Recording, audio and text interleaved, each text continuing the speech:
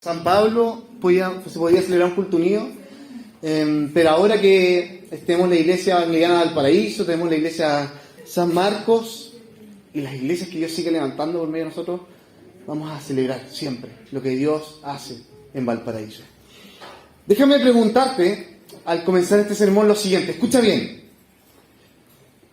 ¿Cómo te sentirías si tuvieras un superpoder? Imagínate un momento, siendo alguien un superhéroe. No sé, que puedas volar, que puedas correr rápido, que tener mucha fuerza. ¿Cuál sería tu reacción, tu actitud hacia los demás, si realizas cosas tan maravillosas como multiplicar alimentos, sanar enfermos, resucitar muertos? ¿Cuál sería tu reacción si tuvieras un superpoder? Estoy seguro, escucha bien, que para muchos, y lo estoy viendo acá, entre los que yo me encuentro, yo también estoy ahí, es probable que de nosotros, cuando tuviéramos un superpoder, comenzara a salir como un pequeño orgullo. Quizás un sentimiento de superioridad. Mírenme lo que hago. Tal vez de vanagloria, de idolatría. Como diciendo, miren lo que soy capaz de hacer, ¿no? Creyéndonos en buen chileno, el hoyo del queque, ¿no? Ese. Mira el superpoder que tengo.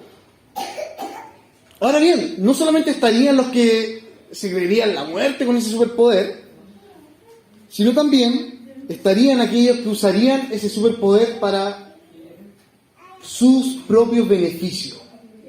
Imagínense, tienes un superpoder, ¿qué puedes hacer? Puedo ganar plata, tal vez ser más famoso, tener más poder para tu propio beneficio. En definitiva, para adorarse a sí mismos. Escucha bien, para nosotros, como iglesia cristiana, el saber que Dios, por medio de su Espíritu, habita en tu propio corazón, en tu vida, es ciertamente un superpoder. ¿Tú te sientes superpoderoso?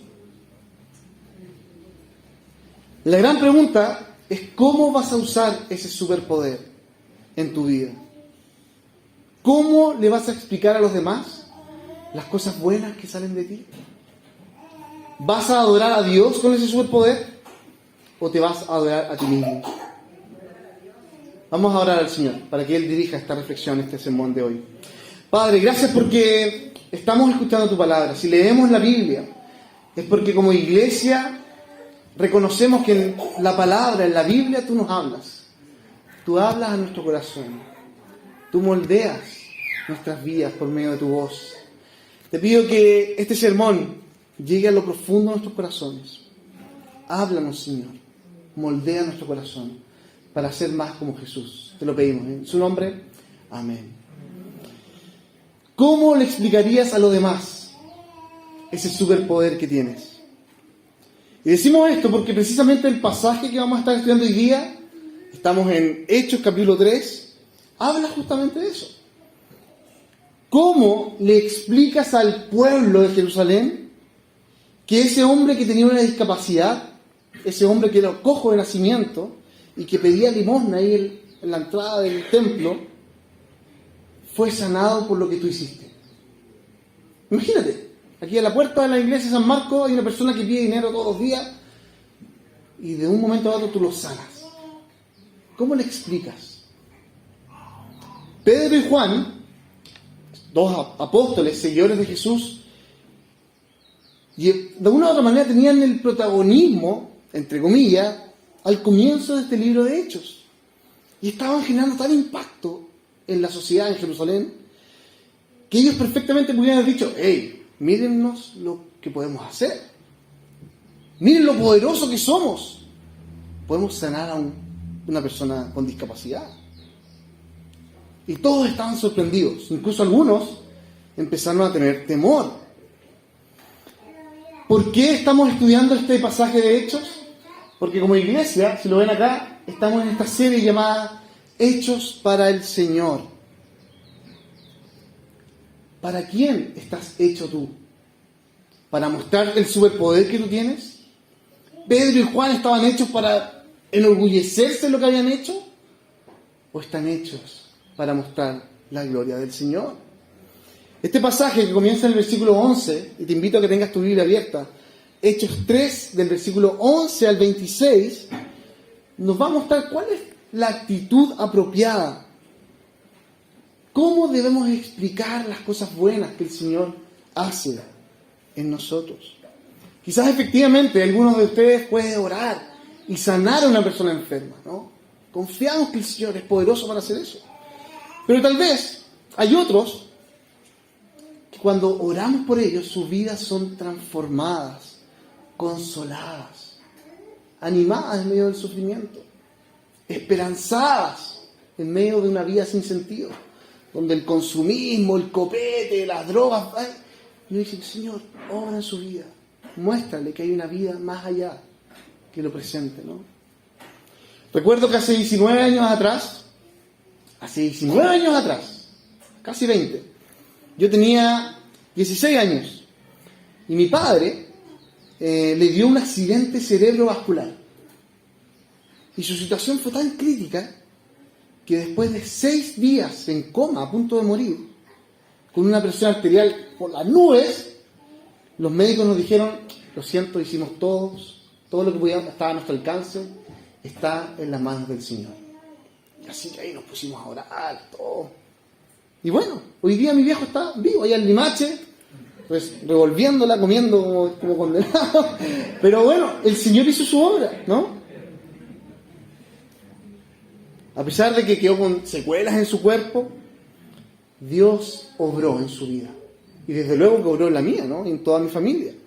Pero esta es mi historia. Si yo voy a donde están ustedes y te pregunto: ¿qué cosas ha hecho Dios en tu vida, en tu familia? Estoy seguro que millones de milagros, superpoderes, ¿no? Que hemos sido testigos de lo que Dios ha hecho. En este pasaje vemos a un cojo, ¿no? A un hombre que había sido dañado toda su vida por una afectación en su cuerpo. Y lo que Pedro y Juan hicieron con él definitivamente impactó profundamente su vida. No tuvo que volver a pedir limosna, ¿no? Esta vida del cojo había sido restaurada para siempre. Y ya no era conocido como el hombre cojo. Ahora iba a ser conocido como el hombre a quien Dios lo había sanado. Pero así como este hombre tal vez no entendía de dónde había salido este superpoder, por qué lo habían sanado, todo el pueblo podía confundirse. Incluso nosotros, aún el día de hoy, podemos confundirnos cuando vemos un milagro así. ¿Cuál es la verdad detrás de este milagro? ¿Cuál es la explicación detrás del superpoder que Dios hace? Si vienes conmigo a este pasaje, vas a ver que gran parte de lo que leímos en Hechos 3 es un discurso de Pedro, ¿no? Pedro está explicando esta situación. Y no es que Pedro fuera especial en sí mismo, él tuviera el poder para sanar y para pegarse sendos discursos, sino efectivamente lo que Pedro estaba explicando era todo lo contrario. No era él, no era Pedro, no eran los apóstoles, no eres tú, no soy yo, es el Señor obrando en la vida de su pueblo. Y claro, porque el pueblo tenía una visión borrosa, ¿no? Así como cuando están los vidrios empañados y no ves bien. Me acuerdo cuando estaba en la pandemia y no usaban mascarilla, las personas que tenían lentes se les complicaba la vida porque no veían nada con los lentes empañados. ¿Les pasó, no? Bueno, así es como estaba el pueblo. No entendían bien. La persona que tenía esta discapacidad como que no cachaba bien por qué su vida había sido restaurada. Pedro, por la ayuda del Señor, por la guía del Espíritu Santo, le va a limpiar las lentes. Le va a limpiar los ojos del vidrio, a decir: mira, esta es la realidad. Por esto Dios te sanó. Hemos dividido este pasaje en 3 secciones. Síganme. Primero, ¿por qué la sorpresa? No nosotros, sino el Señor. Versículos 11 al 15. Eso es lo primero. ¿Por qué la sorpresa? Segundo, la fe en Jesús es suficiente. Así que arrepiéntete y vuélvete a Dios. Versículos 16 al 20. Y tercero, mientras Jesús vuelve, tenemos un trabajo que hacer. expandir su mensaje, su evangelio, a todos, en todo lugar y en todo momento, versículo 21 al 26. Entonces, ¿por qué la sorpresa primero? La fe es suficiente mientras Jesús vuelva. Expande su evangelio. Pedro y Juan tenían dos opciones, ¿cierto? Después de haber sanado a este hombre, podían ir por dos caminos. O bien se arrogaban toda la honra a ellos mismos y se enorgullecían por lo que habían hecho, o bien se humillaban y decían: esto no depende de nosotros, no somos nosotros, es el Señor obrando en la vida de este hombre. Y es que después de este milagro increíble, lo que estamos viendo acá en este pasaje y en todo el libro de Hechos es que Dios está obrando para transformar vidas, pero específicamente para mostrarse tal como Él es, lo poderoso que Él es, lo misericordioso que es con nosotros. Por eso la pregunta del versículo 12, ¿viste ahí tu Biblia? Pedro se levantó y dijo: pueblo de Israel, ¿por qué les sorprende lo que ha pasado? ¿Por qué la sorpresa? ¿Por qué nos miran como si por nuestro poder o por nuestra devoción hubiéramos hecho caminar a este hombre?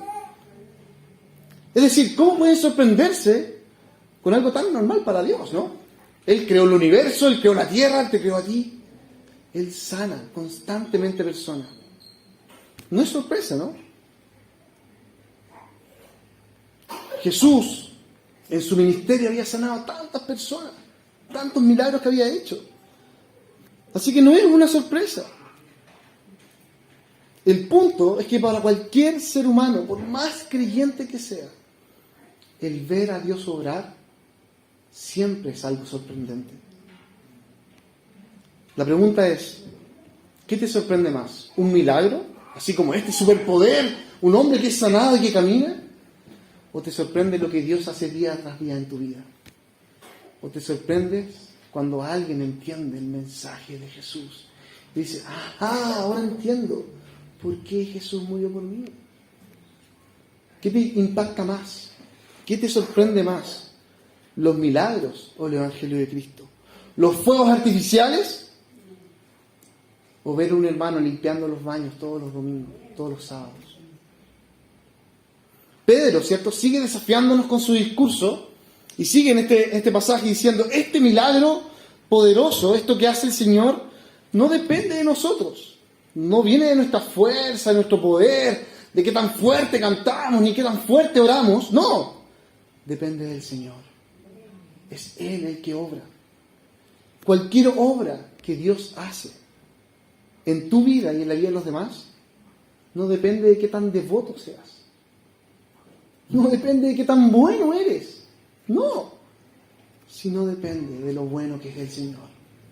Y eso es un mensaje glorioso. Por eso, quizás esta sorpresa que pregunta Pedro, dice: ¿por qué les sorprende tanto? Porque en realidad el mensaje del Evangelio sí es sorprendente. Pedro ya había visto a Jesús hacer muchos milagros, ¿cierto? Pero quiere marcar un punto acá. Quiere remarcar algo. No se sorprendan por los milagros, sino sorpréndete por lo que Jesús hizo al morir en la cruz por ti. Resucitar de la muerte para darte vida. Eso sí que es sorprendente. Versículo 13 al 15. Dios envió a Jesús, su siervo, dice Pedro, pero ustedes, pueblo de Jerusalén, lo rechazaron al inocente, al santo, al justo, decidieron matar al autor de la vida. Pero incluso en medio de ese terrible error, de ese horror que significó haber matado al autor de la vida, hoy Jesús está vivo. Y hoy Jesús sigue transformando tu vida y mi vida. Hay un pasaje que Jesús usa, ¿no?, del profeta Isaías, en capítulo 61 de Isaías. Dice: el Espíritu de Dios está sobre mí, por cuanto me ha ungido para anunciar buenas nuevas a los pobres. Me ha enviado a sanar a los corazones heridos, a proclamar libertad a los cautivos, liberación a los prisioneros. Me ha enviado a darles una corona en vez de cenizas, Dale aceite de alegría en vez de luto. Traje de alabanza, de fiesta, como lo que celebramos recién, en vez de andar tristes, desalentados, quebrantados. Si Jesús vino a hacer eso con nosotros, si podemos celebrar, ¿no?, con alegría, riéndonos, a pesar de los momentos difíciles que nos toca vivir, ¿cómo no poder decir cuán sorprendente es el Señor? Déjame preguntarte entonces hoy día, en tu vida, ¿por qué cosas te sorprenden? ¿Qué cosas te gustarían que ocurrieran para que tú pudieras decir, wow, Señor, qué increíble? La Elo siempre dice, mi hija, ¿con qué me vas a sorprender hoy día, papá? Y me dice, sí. Y a todas las personas dicen, ¿con qué me vas a sorprender? Piensa en tu vida. ¿Qué estás esperando que el Señor haga para sorprenderte? Mi oración, queridos hermanos, es que tú puedas sorprenderte todos los días de que Jesús murió en la cruz por ti. Y lo hizo de una manera injusta. A Él no le correspondía morir. Pero lo hizo por amor. Para que tú y yo no suframos la muerte eterna. Y para que tú y yo podamos vivir, ¿cierto? Y celebrar como lo celebramos hoy.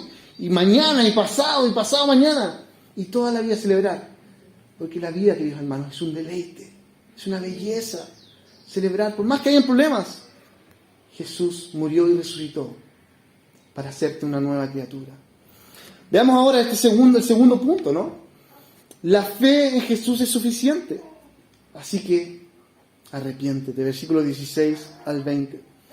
Y es que la dinámica que Pedro quería establecer, quería impregnar en la vida de los oyentes, ¿no?, es que la fe en Jesús es la que gobierna el corazón de su iglesia. Porque es verdad. Aun cuando seamos capaces, ¿no?, de hacer cosas magníficas, increíbles, de sacar tal vez, no sé, una carrera, de construir una casa, de ganar un concurso de, no sé, trompo, La gran pregunta es, ¿dónde estás poniendo tu fe? ¿Dónde estás poniendo tu confianza? Por eso Pedro continúa diciendo en el versículo 16, mira tu Biblia. Por la fe en el nombre de Jesús, Él ha restablecido a este hombre a quien ustedes ven y conocen. Esta fe que viene por medio de Jesús lo ha sanado por completo, como les consta a ustedes.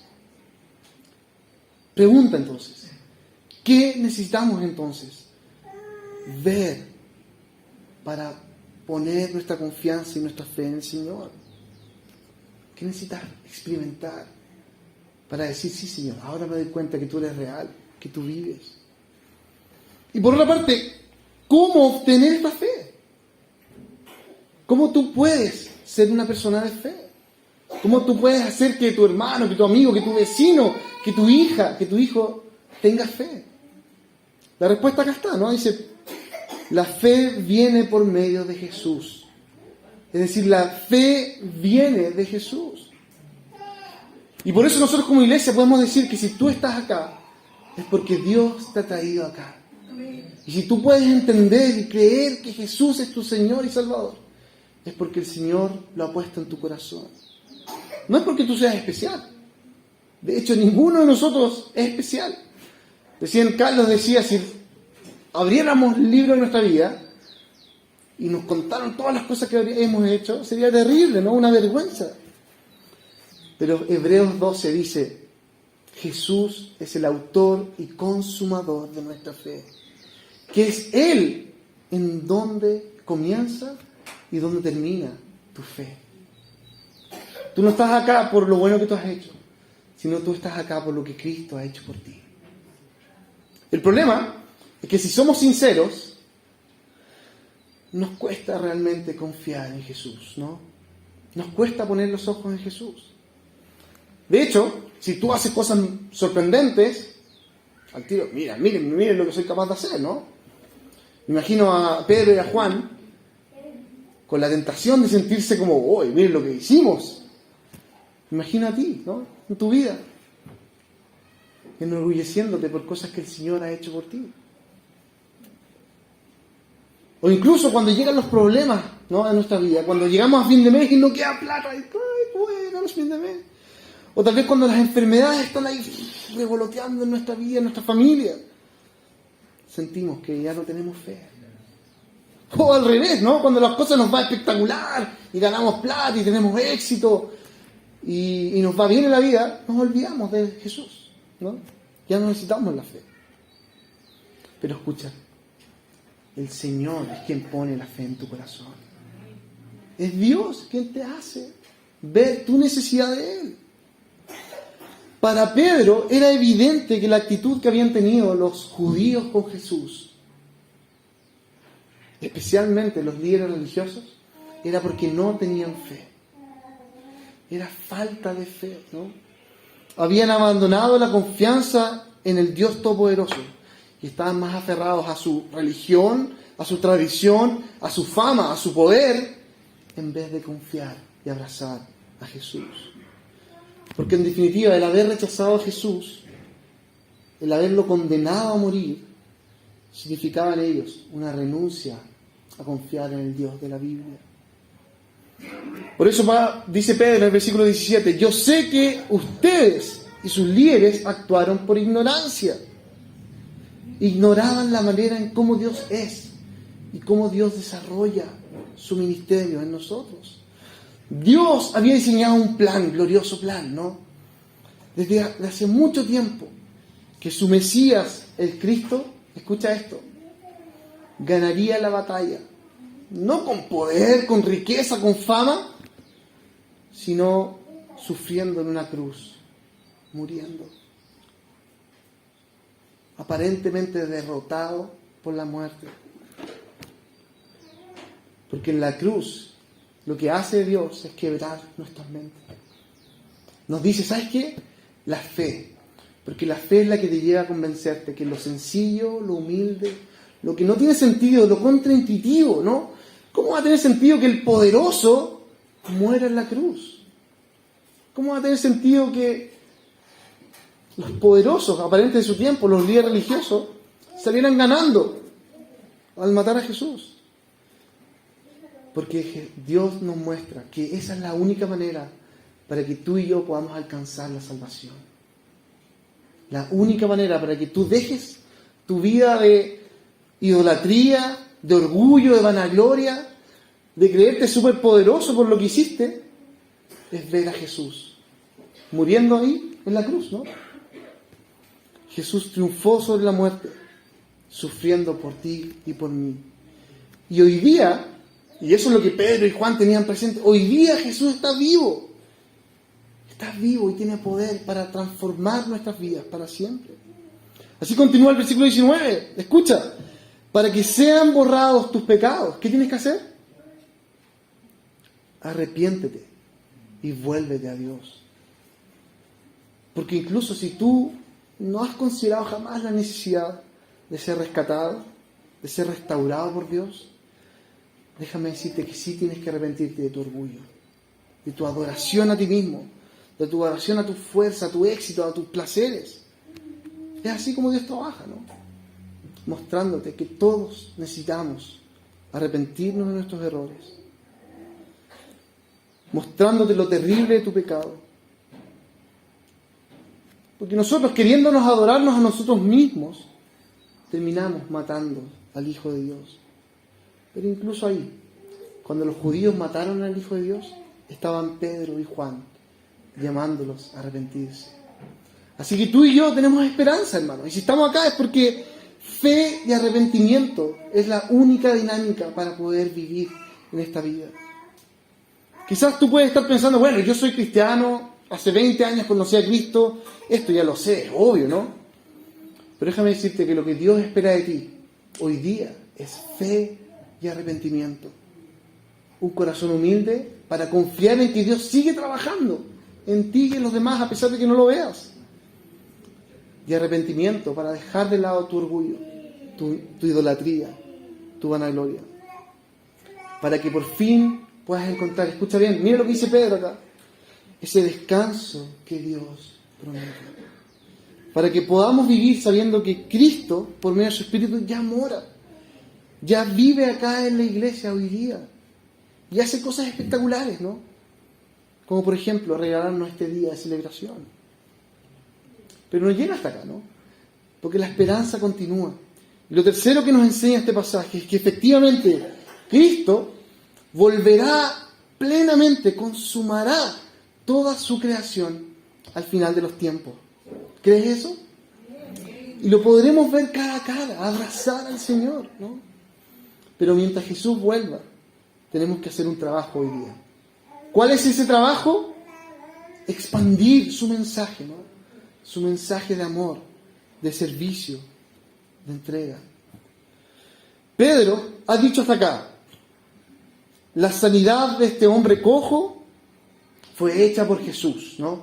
En la fe en Jesús, Él hizo sanar a este hombre cojo. Y hoy día te invita a ti a tener fe en Él y a arrepentirte. Pero le queda decir la última perlita, ¿no? Y esto es lo impresionante. Imagínate saber que un día Jesús va a restablecer toda la realidad. Ya no habrá muerte, ya no habrá sufrimiento, ya no habrá dolor. Imagínate que Dios te ha dado a ti el superpoder de no llorar nunca más, de no sufrir nunca más, de abrazar incluso a aquel que te hizo daño y no tenerle dolor, no tenerle rabia, no tenerle envidia. Ahora dice Pedro en el versículo 21, mira lo que dice la Biblia. Es necesario, dice Pedro, que su iglesia, que todos los seguidores de Jesús se levanten y anuncien el Evangelio de Cristo. Y acá cita el libro de Génesis y de Deuteronomio, 2 libros del Antiguo Testamento. Y lo dice para hacernos ver que toda la Biblia se trata de Jesús. Y que tú y yo hoy día tenemos un rol que cumplir. Es un rol profético. Anunciar de Jesús. Anunciar de que Jesús vive. De que Jesús transforma vidas. Y de que Jesús tiene el final de la historia en sus manos. ¿Hasta cuándo entonces debemos continuar con este trabajo de anunciar y hablar de Jesús? La respuesta es simple. Hasta el final de los tiempos. Siempre debemos anunciar de Jesús. Siempre debemos hablar de Él. Vivir de cómo Jesús vive. Vivir el Evangelio. Incluso dice, ¿no? Hay un monje antiguo que dijo, predica el Evangelio en todo momento. Y si es necesario, usa tus palabras. Tenemos que vivir una vida en el Evangelio. Servir a los demás, entregarnos a otros. Pero también tenemos que verbalizar lo que Jesús hizo, ¿no? Que Jesús murió en la cruz para perdonar nuestros pecados. Y que nosotros necesitamos arrepentirnos de ellos para encontrar vida y vida eterna. La promesa que Dios le había hecho a Abraham, ¿no? En Génesis capítulo 12, era que por medio de su descendencia Dios traería bendición para todas las familias de la tierra. Y eso es lo que estamos viendo hoy día nosotros, ¿no? El poder comer empanadas, el poder abrazarnos, conocernos, acompañarnos en momentos duros, el poder bailar cueca, no sé, y decir payas, celebrar. Es un regalo que el Señor nos da. Probablemente Pedro y Juan jamás escucharon de las cuecas, ¿no? Jamás escucharon de Chile, ni siquiera. Pero Dios sí conocía de Chile, sí conocía de nuestras vidas. Y lo conocía tanto que incluso hoy te está llamando a ti para quizás ir a otra cultura, tal vez ir a otra ciudad, tal vez ir a personas que ni siquiera han escuchado de Dios. Decirles, Jesús te ama, Jesús murió por ti. Porque escucha esto, hay un superpoder que es el más poderoso que jamás puedas experimentar. ¿Sabes cuál es ese? Mostrarles a los demás el Evangelio de Dios. Quizás tú puedes estar pensando, ya, pero nosotros acá en Chile, en Valparaíso, en Playa Ancha, ya conocemos de Cristo, ¿no? Pero la verdad es que no. No conocemos del Evangelio. Tal vez conozcamos de la religión cristiana, tal vez las tradiciones, ¿no? Tal vez sepamos que existía la Biblia, pero pocos entienden que Cristo se hizo rey humillándose, muriendo en la cruz, para que si tú y yo tengamos vida. Pocos entienden que para poder triunfar en la vida no se requiere esfuerzo, no se requiere poder, no se requiere plata, sino se requiere humildad, servicio, entrega. Eso es lo que Jesús hizo por ti y te llama hoy a hacerlo tú también. Te invito a que oremos para que este superpoder sea realidad en nuestras iglesias. Porque déjame decirte que Playa Ancha, Chile, está cansada de tanta religiosidad. Está cansado de que pura gente que se cree buena viene a la iglesia. No, necesitamos ser sinceros.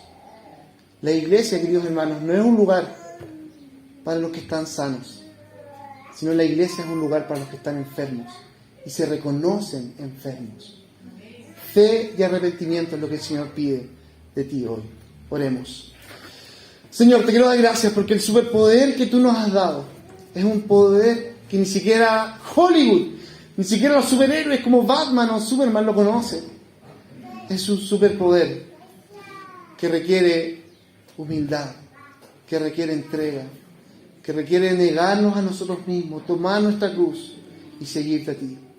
Te pido, Señor, que eso sea lo que caracteriza a estas iglesias, a la iglesia San Marcos, a la iglesia Anglicana Valparaíso, a la iglesia Playa Ancha, que tú nos recuerdes, Señor, que vivimos por y para el Evangelio de Cristo, que vivimos por y para el Señor. Y cuando de nosotros surjan cosas buenas, cuando de nosotros salgan personas sanadas, cuando de nosotros salgan corazones restaurados, matrimonios restaurados, cuando de nosotros salgan, Señor, vidas restablecidas, no nos arroguemos a nosotros el orgullo, no nos llevemos nosotros la honra, sino, Señor, que tú te glorifiques en todo momento, que Jesucristo pueda ser glorificado. Te lo pido en Cristo Jesús. Amén. Amén. Que Dios les bendiga, hermanos.